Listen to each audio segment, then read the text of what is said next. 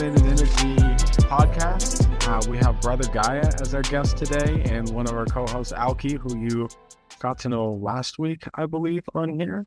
So we're just going to kind of free flow and drop in and talk to this man about what he's about and what he's doing.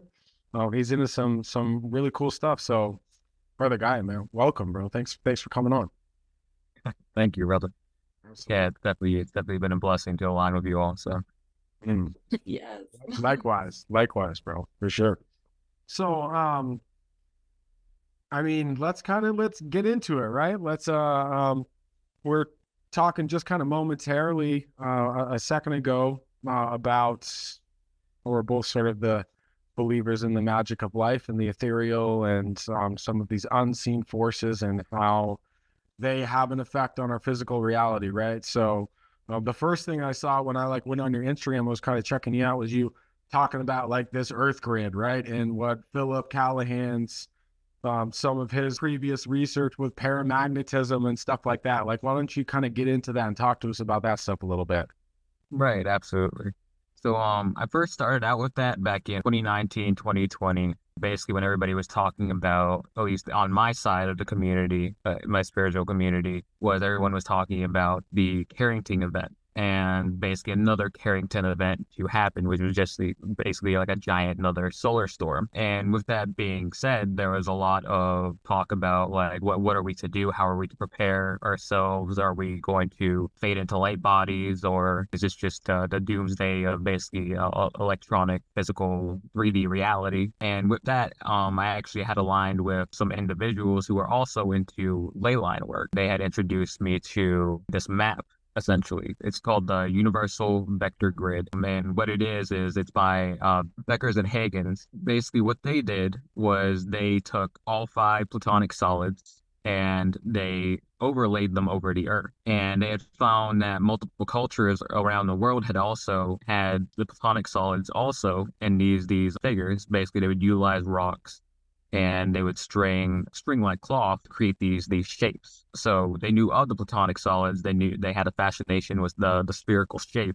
So the theory is that the other cultures already had these maps already outlined for them in some way, shape, or form, whether it was through visionary states or whether it was through simply having contact with extraterrestrial beings that were able to give them that type of information. So that leads me into basically what I did was I started bringing awareness to it after discovering things about scalar waves and basically sucker punches. So I created this Telegram community, several Telegram communities actually based off of several vortex researchers' work, including Becker and Huygens. And I gave this information to people and created groups for them regionally in the United States as well as around the world for them to basically coordinate varying these scalar wave devices to amplify the energies of the ley lines. And this was done in the theory that Ormus, the multidimensional gold that multiple cultures have collected through their structures, their sacred structures like pyramids, like obelisks, and so on, this would all basically converge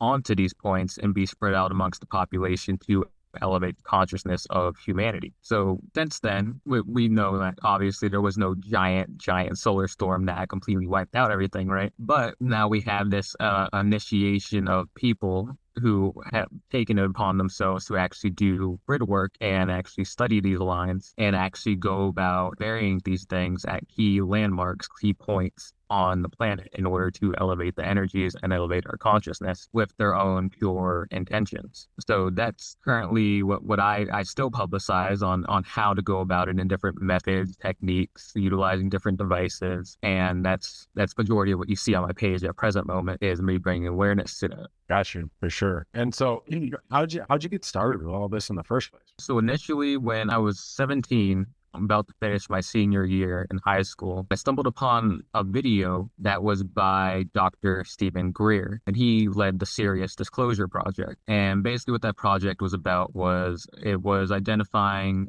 multiple individuals from the NSA, from Air Force bases, who basically they had, and DARPA projects, who had basically come forth to bring to light to the public that the government has had extraterrestrial technologies since 1940, 1950, and talking about basically the Roswell incident where they harvested that technology and then repurposed it for themselves, but did not release it to the public. And what they ended up, creating was propulsion technologies, levitation technologies, free energy, 0 point energy technologies that would basically completely destroy the military industrial complex that we found ourselves in, where we're running on fossil fuels, where we're running on basically wired electricity instead of wireless electricity, and so many other things that also go against our own biology. So this is a sustainable type of energy, right? That we're harnessing, like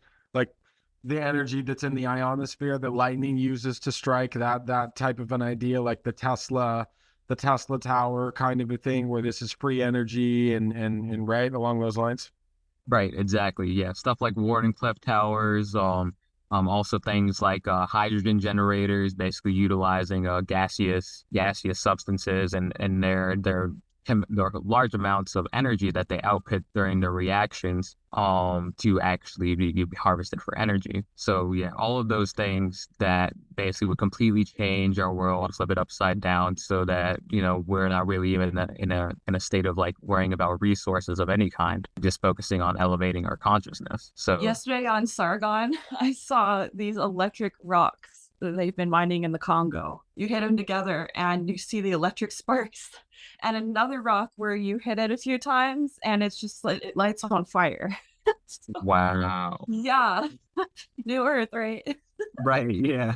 And yeah, that's also like you could do that with quartz, like quartz crystals. You rub them fast enough, that's that piezoelectric effect to do those sparks. I was going to say the piezoelectricity, right? Like when you hit your lighter and it's got a little crystal in there, and then it's the spark of energy, right? So yeah, exactly, yeah. So all of that, really, all those technologies being deprived of us. And then on top of that, during that video, Dr. Stephen Greer went on to tell us about what they were spraying in the air, what they were putting in our food and our water, things like smart dust, for linking us up into basically a transhumanist kind of world where we're forever connected to wireless technology through our own organic vessels. And then on top of that, what the geoengineering program is doing to plant life, which in regards to like mutating it, creating genetic modification for the entirety of everything that is organic. So that driven me mad entirely. But potentially I was contemplating suicide at that point. And so I, instead of marinating in those thoughts, just being paranoid and thinking, well, this is a very dark world with no solutions, I sought out solutions to bring about basically a grounding, basically an ability to ground back into life, rather than being driven mad. And what I ended up doing was I ended up researching, and I was looking for just a general protection for EMFs, for 5G, and all of that kind of thing. And I ended up finding Wilhelm Reich's work.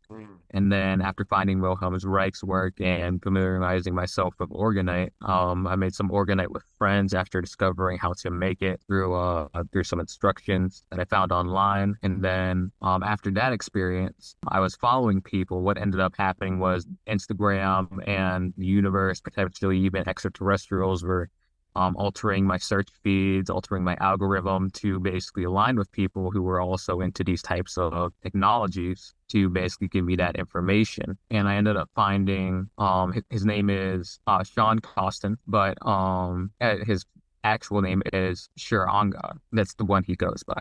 So I ended up finding him, and he was talking about the sucker punch. And I became forever fascinated with the sucker punch after I got graduated and moved out of my parents' house in 2017 with my ex-girlfriend. I ended up creating the sucker punch, and we both had very interesting experiences. When I first turned it on, it was buzzing. Like the entire area where we were at was buzzing. So I felt like a great energy coming from it. And then over time, I realized what it was doing to the environment. So I noticed it was capable of basically getting rid of chemtrails. And what I would notice is this bubble radius around me, and this radius, this clear blue circle above me would grow and grow and grow as I would travel in the local area.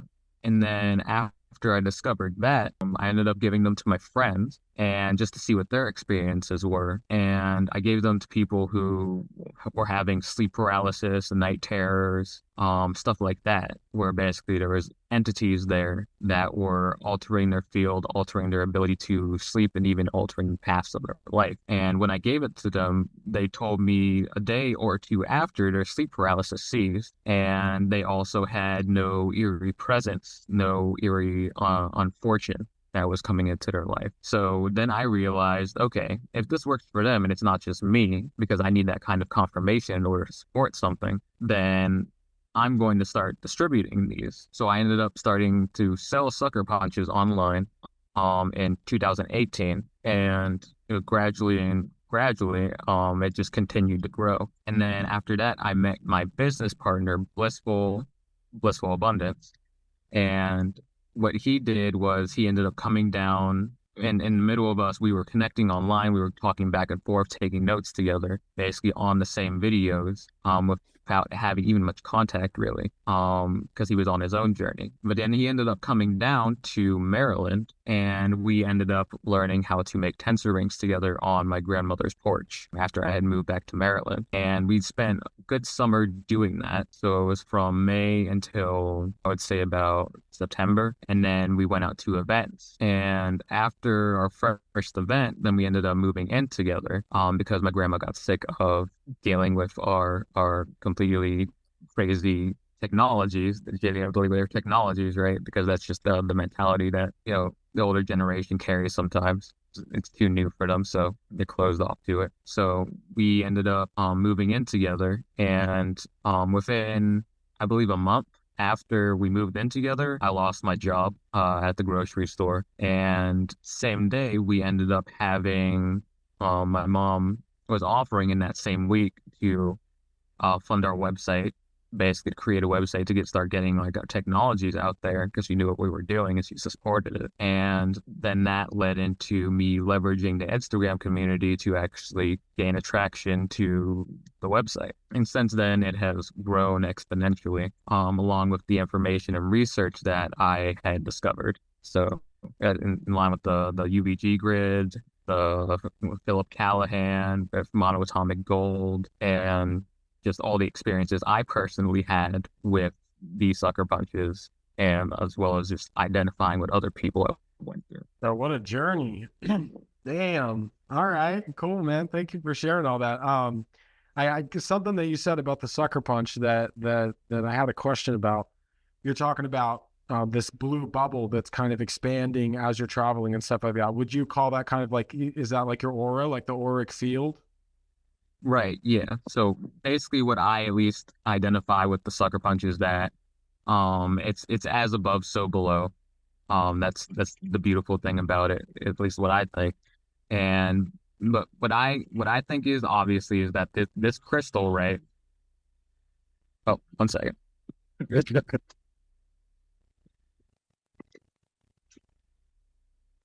So this crystal is basically us as a crystalline being, and then the coil itself is the same shape as our DNA. And so that leads me to think, like, as above, so below. We're the crystalline specimen wrapped around on the double helix spiral coils, right? And that double helix spiral coil resonates at 7.83 hertz is what I discovered. And that's the same as the Schumann resonance. So through the Schumann resonance, on multiple levels, we're not only, increasing the intensity of our own pulse electromagnetic field or amplifying it, but it's through this geometry and through these frequencies and through the Earth's materials that we actually are doing that. So naturally, our EM field, coming from our heart is about 6 feet, but with the sucker punch, it seems to interact with it enough to actually catalyze it to about 2 miles, 4 miles, or even 6 miles in radius. Okay. And so for people who don't know what the Schumann resonance is, go ahead and break that down for us. So basically what the Schumann resonance is, because there is so much lightning, so much electrical activity that's happening in the ionosphere to the surface of the Earth, basically what we end up having is these frequencies from the electricity bouncing up and down from the ionosphere to the surface of the Earth. And those frequencies of bouncing, basically, they work on wave bands. And so we have 4 to 5 wave bands that actually align with our own brainwave states, all the way from delta, alpha, theta, beta, and gamma. So because of that, you also notice with the sucker punch that there is a lot more telepathic communication that ends up going on because of how aligned with our brainwaves it ends up being. Okay. And so for those who may not know, also the ionosphere is, like I'd mentioned earlier, it's the energy in the air that lightning uses to strike. It's basically like, everybody knows what static electricity is when you touch something. That's the energy on the ionosphere. It's the energy that connects all of us, that connects all living beings. It connects literally everything, and everything that exists via some type of frequency. I'm of the belief that we're electric before we're chemical, whereas science may want to say the other way around. But like, it's the reason why when your heart stops, a defibrillator brings you back, right? That's an electrical pulse, pow, that gets you back into frequency. And so these frequencies that you're talking about. So like when we wake up, right? I believe we're in theta when we wake up. And that's like the first 7 years of our lives, we're in theta. And that's when the subconscious brain is the most susceptible to programming, which is why they say for the first 7 years of your life, what happens there is where a lot of the programming occurs. And so if you're into like affirmations or in things like that, listen to them in the morning, right when you get up. This is a way to program your subconscious mind to the things that you're trying to bring into your life, et cetera. So that sucker punch, I've been knowing about orgone and obviously the ionosphere and these subtle energies and stuff like that. Maybe some of the mysteries behind the pyramids and stuff like that. I've gone down many, many rabbit holes. Alki and I were talking yesterday about how many rabbit holes that we went down in our 20s. And you had mentioned something about, you said that you were suicidal. And we talked about this yesterday too, where it was like, awareness is important, right? Like we need to know that there's these things that are being used against us, but you get what you focus on. So if you're focusing on how fucked up everything is and how this knowledge has been taken from us, right? And to basically to steal away ourselves and able to empower ourselves in a sense, okay, then the doom and gloom comes in, okay? The lower vibrational frequencies, I just want to leave this place. I'm going to kill myself. This is horrible. It gives you that feeling of helplessness, right? So, and I love what you said. I don't remember exactly what it was, but it was basically like, I'm going to shift my focus onto how I can change things or how I can harness this technology for change. And it seems like you've taken that on as basically almost your dharma in saying, I'm going to go as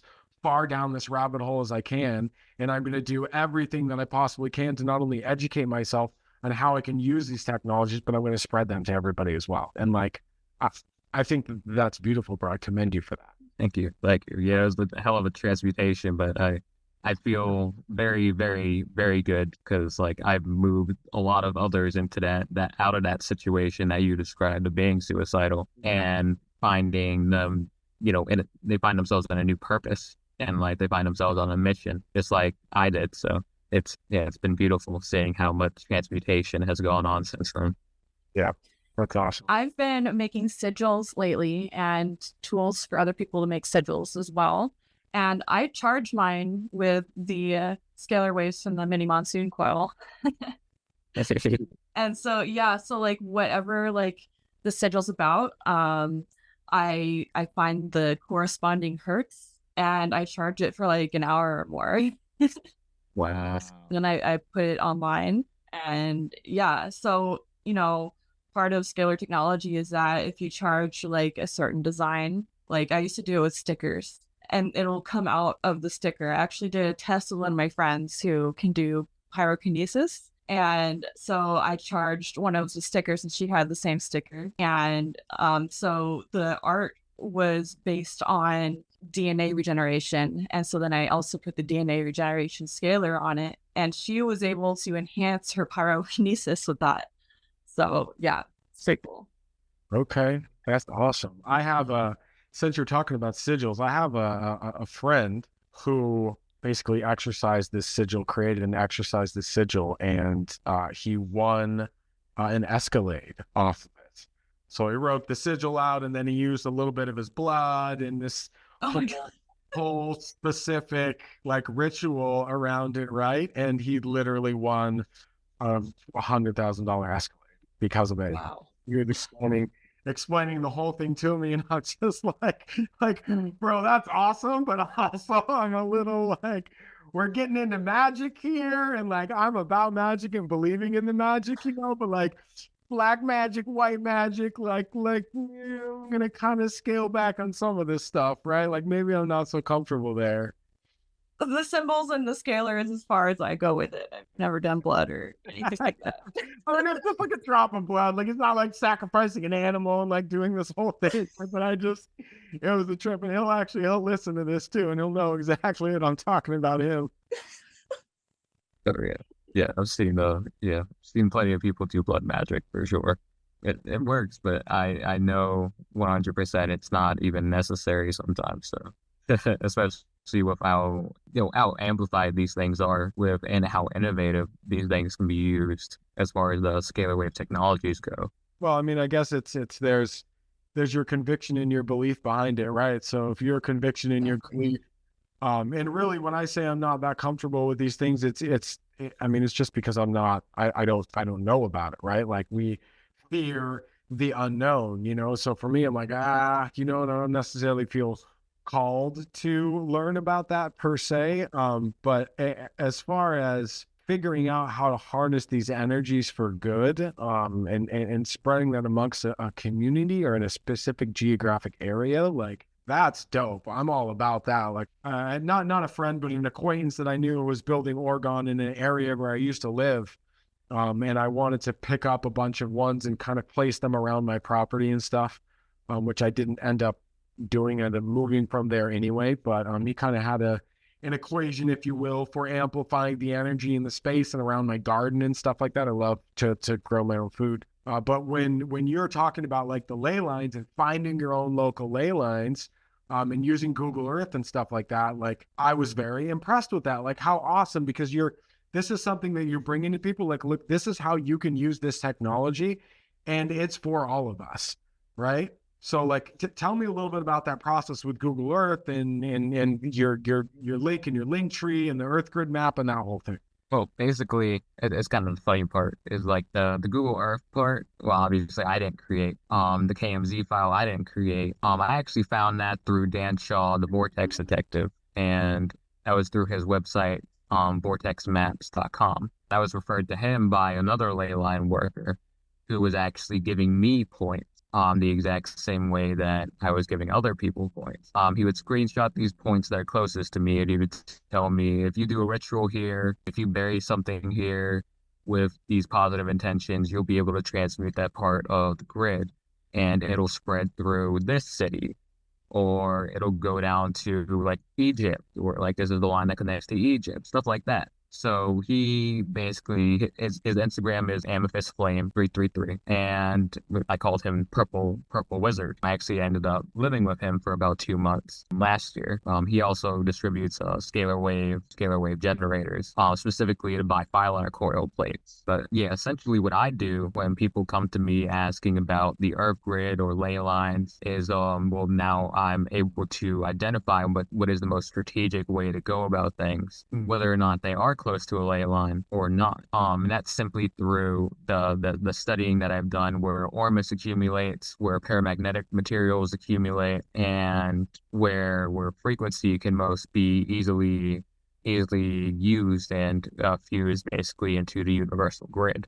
So when people come to me and they're not by a ley line, so to say, that's on the universal vector grid, what I tell them is to look at a military base, look at your local landmarks that may have pyramidal structures or obelisks, or go to basically places that have high altitudes. What they'll do is they'll spread that frequency all the way down to the valleys. So because mountains are basically land pyramids. Land pyramids, earth pyramids created by the earth, not artificially. So utilizing water, that's my most recent thing that I've been telling people about, is utilizing bodies of water. And basically through Dr. Yamamoto's work, we've seen that crystalline water can be charged with intentions and emotions, and it speaks for itself in its structure, how effective it is and how biophotonic it is.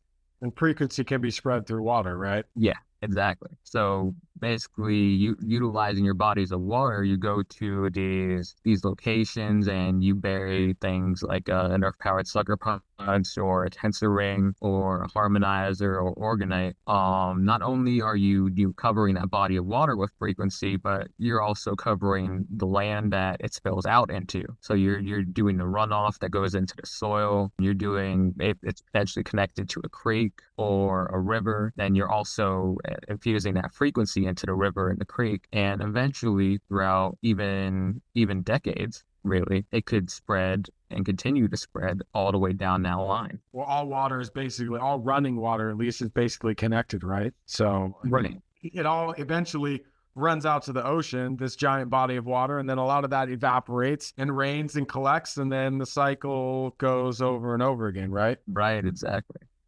Yeah, utilizing that whole water cycle as well. It's basically we're planting those seeds for that long-term resonant healthy frequencies to come back down onto the earth. Yes, rain down the good vibes. 100%. Yeah, absolutely. Are you guys familiar with fourth phase water at all? Have you heard about that? Yeah, you were referencing Gerald Pollack, right? I don't know if that's where it came from. The first time that I've heard about fourth phase water was just recently. I was listening to my brother Shervin's podcast. It's called Wake the Fake Up, and he had this woman on. I think her name was Veda Austin. Okay, yeah. It's about just the whole thing was on water, right? And like I would call myself a water snob for like about a couple decades now. And funny enough, it started because I was growing cannabis, and I'm like, well, I'm not going to feed my cannabis this tap water. And then I'm like, well, if I'm not going to feed my cannabis this tap water, I'm not going to feed myself this tap water, right? And so then it's been a journey, whereas now I try and seek out only spring water as far as drinking that. But she goes into some really, really beautiful points in that podcast. I'd probably have to listen to it 5 times over to be able to efficiently explain some of the points that she touches on in that. But like, I was just blown away by the possible implications within water, the intelligence of water, and is water actually the consciousness that we came from, if you will? I mean, seeing as how we're made up of mostly water, and the earth is mostly water, and et cetera, et cetera, et cetera, right? So any conversations around water, like, I am all for all the time. And we're the same percentage of water as the earth. Like, what are the chances of that?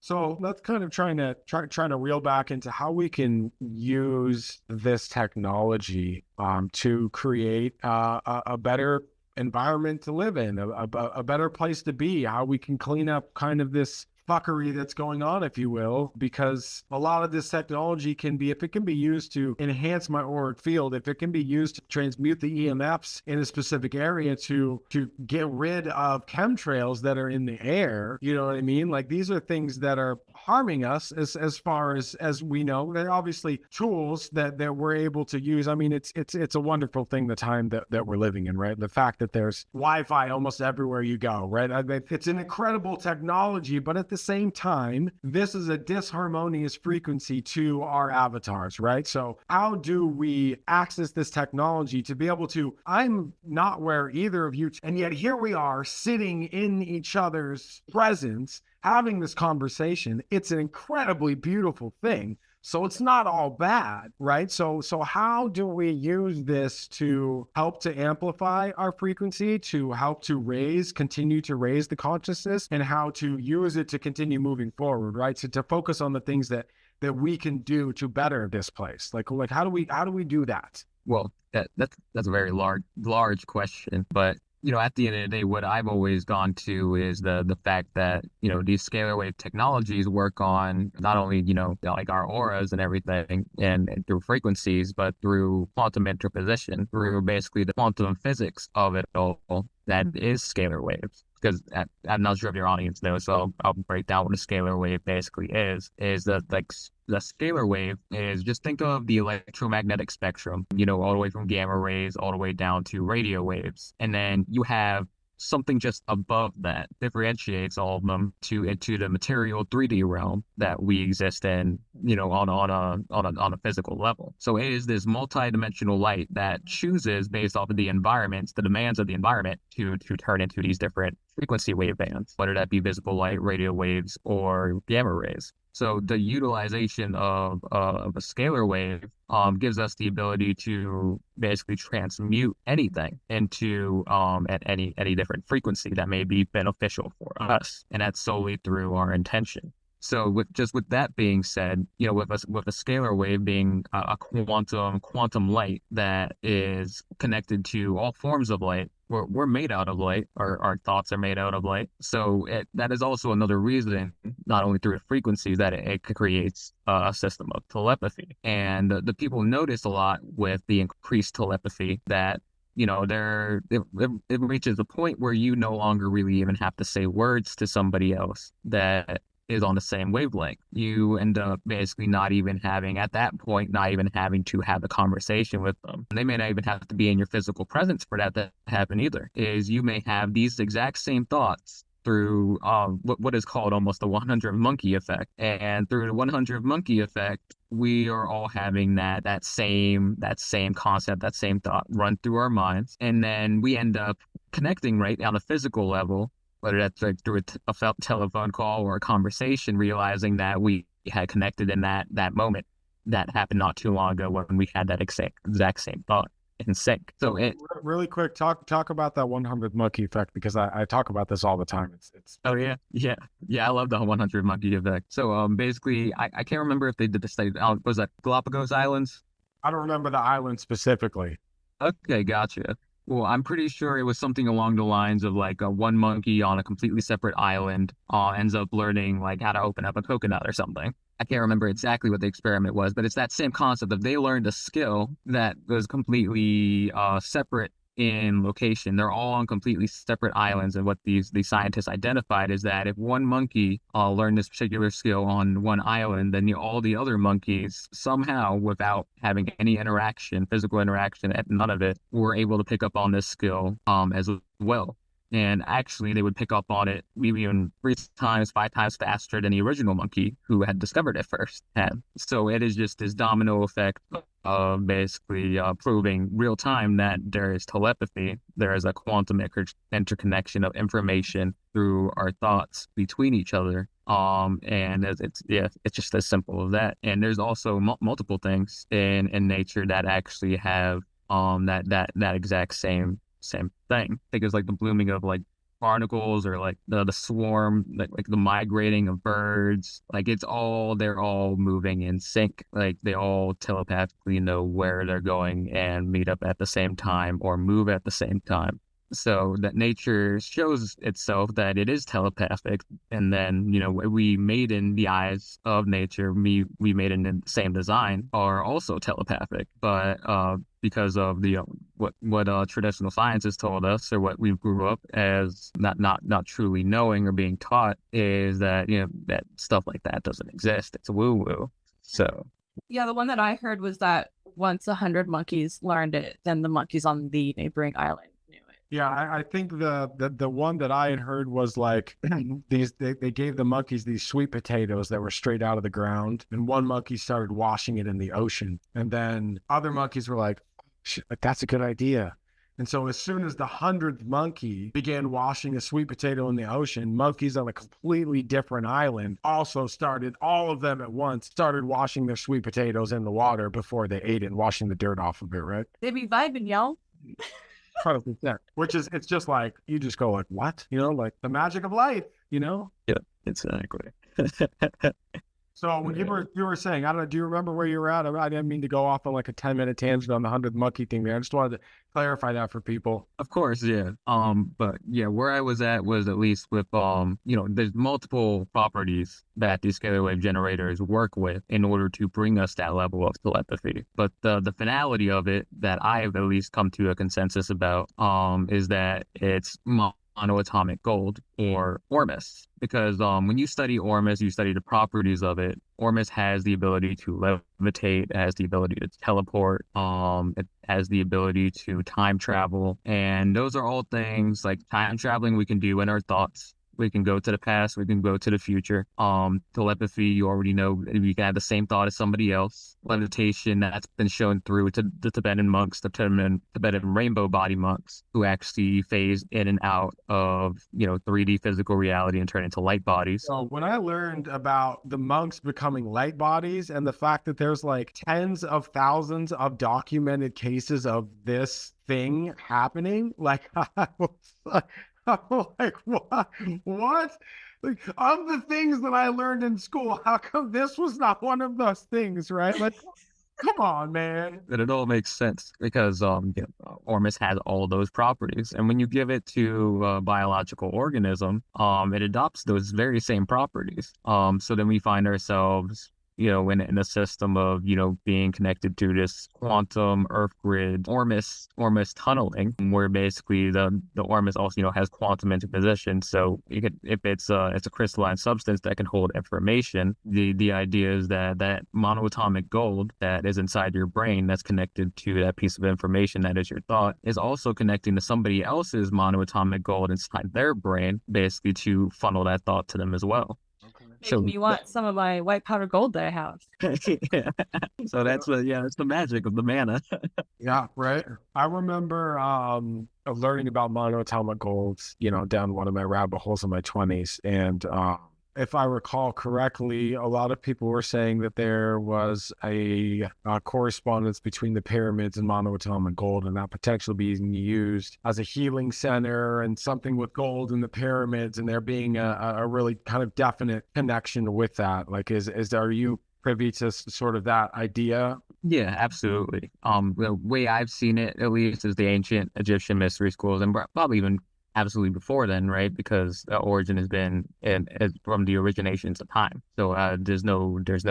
I don't think it just stops at the ancient Egyptian mystery school. I think it goes far, far, far beyond that. But at least with the ancient Egyptian mystery schools, what they would do, is, at least from what I've studied, is that they would utilize these scalar wave generators, which are their pyramids, right, made out of limestone, as well as a couple other paramagnetic materials that amplify the intensity of human resonance, earth resonance as well, for the DNA to actually accumulate monoatomics. And then those monoatomics, through this pyramidal structure, would collect at the top, through the capstone, which is typically made out of gold. And that gold, because of basically all the worship that's going on around the pyramid, throughout the perimeter of the pyramid, from all of these subjects that pray. Through prayer we're utilizing that pineal gland and everything that's up here to actually project that into the quantum space. It ends up being a quantum Ormus accumulator, and that accumulation ends up happening in it's almost like a cauldron or a chamber that the priests, and it would be the pharaohs, who would eat from this gold, and they would eat the white powder gold from collected basically from all of their subjects. Yeah, exactly. And that would then extend their lifespan. And my theory is that, they have mummies, right? My theory is that those mummies are just, just the physical, like their ability to have like the physical influence over the location. But they've already left in the afterlife, utilizing this monoatomic gold to phase into a multidimensional form to actually be able to influence the happenings that are going on this earth, all the way up until present day.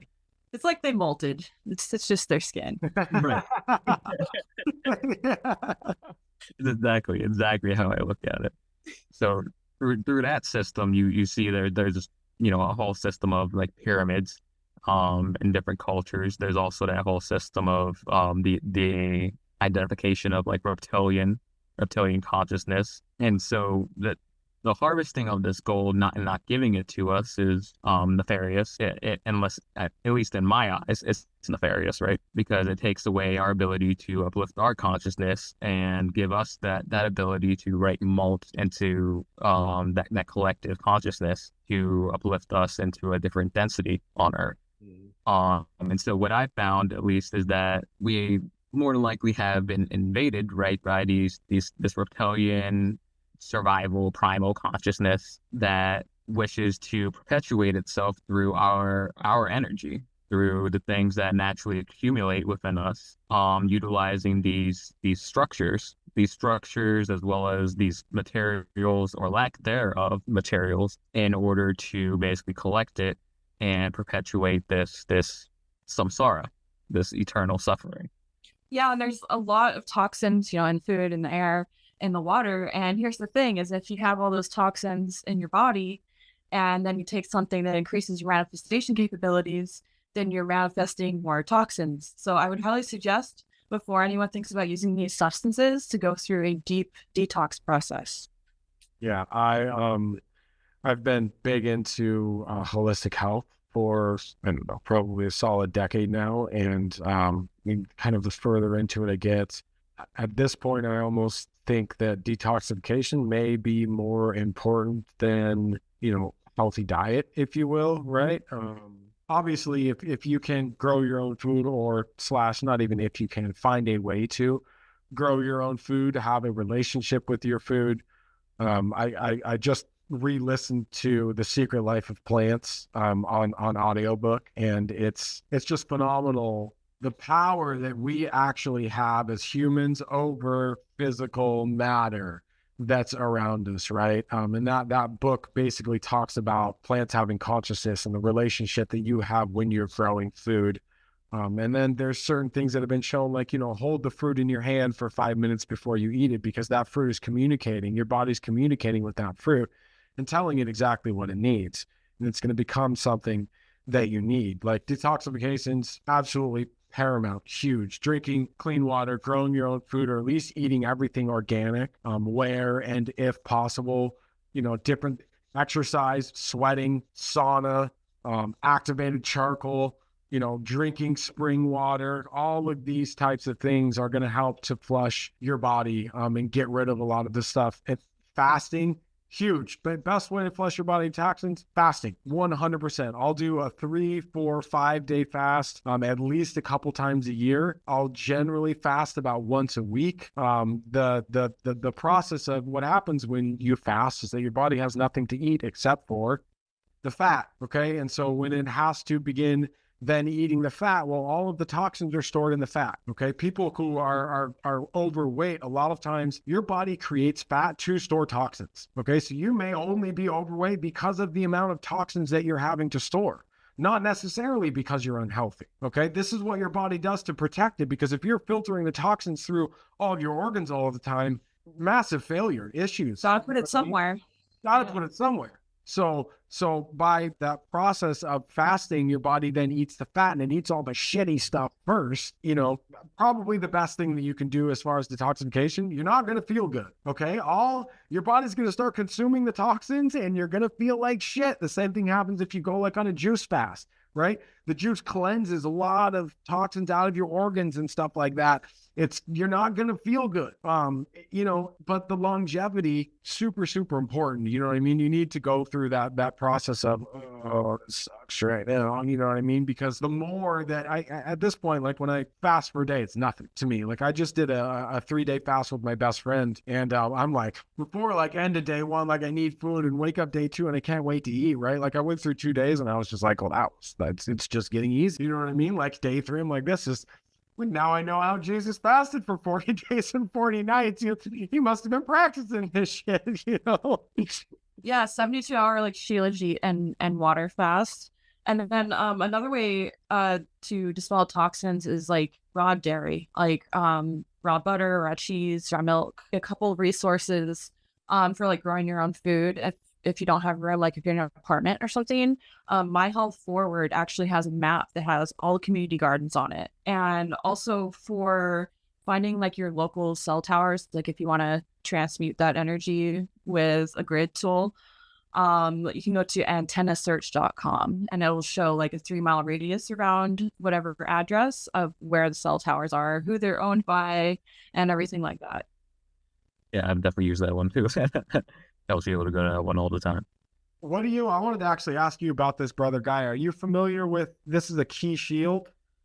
The company is called Synergy Science. And so what this technology does, this is supposed to basically protect you from EMF frequencies within an 8-foot radius. So they make big ones for like your entire home. They make one that like fits in your wallet. But what it is that inside of here, the technology inside of here is that there's a vortex inside of here that helps to transmute or organize the harmful EMF waves, right, that are around us. Now, this is a technology that they could put at every cell phone tower, and they could organize that energy in a way that it wasn't harmful for us right at the cell phone tower, kind of in the way that how Alki was just mentioning about the cell towers and how you do that. Are you familiar with this technology? Do you know anything about this at all? No, I've seen so many different forms of technologies, like the Blue Shield. It's just, to me, it's all relatively the same thing. It's utilizing that principle of creating a scalar wave, whether it's utilizing things that are like orgonite. You take a positive material, a positively charged material, and then you take a negatively charged material. You put them in even ratios, and they even out or neutralize each other. Just like our own DNA, we have a positive strand or a negative strand. They come together, and that creates creation, or a scalar wave. And so on and so forth. So, yeah, I found so many varieties and different technologies, but to me, they all are the same thing, utilize the same principles, and yeah. So I'm not particularly familiar with the key shield. I've seen it around, right? But just like everything that I see around, I already know basically what it's doing. In the future, I see all technology, cell phones, Wi-Fi routers coming with a built-in harmonizer, because that's really how it should be. Yeah, I think that actually that I have. Yeah, I've got this little thing that's supposed to harmonize the harmful energies on my cell phone. I have one on a couple of them actually on my computer here because one of them got crushed, so I put another one on there. I'm not sure if it being crushed affects it at all, but just trying to basically do everything that I can to protect myself from these harmful frequencies and energies, because I also want to get together with you beautiful people and have these types of conversations without harming my physical vessel, right? Because I'm interested in longevity as well. Sure. Exactly. Yeah. It's on all fronts, so you have to. For sure. Absolutely. Yeah, absolutely. So Brother Gaia, where can people find you and what you do, and kind of access your knowledge, your resources, some of the tools that you have to, help us live better, right? Right, absolutely. So the first place obviously I let people go to is my Instagram. It has a wealth of testimonials, different highlights, examples of like how to use the technologies that I even offer, as well as what are they to begin with. My second place would be my website, which is brothersofgaia.com. Also my email.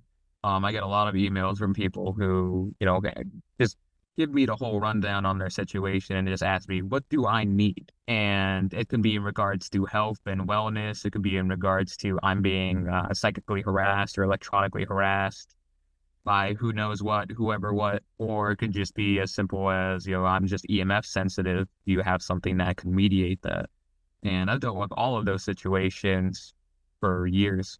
So I always am able to give somebody a full rundown of, step-by-step process of what is to be prioritized as far as what to get. But more than enough of the time, it usually is the sucker punch, because the sucker punch is that pulsed electromagnetic field that then can interact with anything else that you get. And because it's also a personal wand, like, so to say, like maybe you have like a personal crystal, you put a personal crystal inside this coil, then you already have an attachment, or already has your programs and attention that you normally would have for it. It just becomes this very enlarged field that the environment now has to interact with even more to actually magnetize or bring it to you. And then my third place would be my link tree.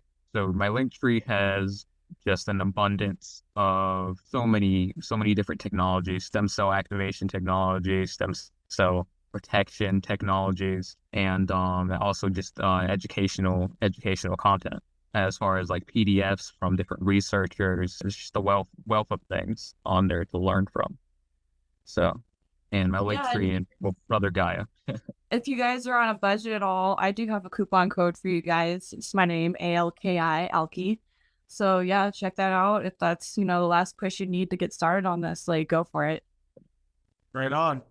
Brother Gaia, thank you for being here. It was great connecting with you, my man. And everybody, thanks for tapping in. Elevating Energy Podcast.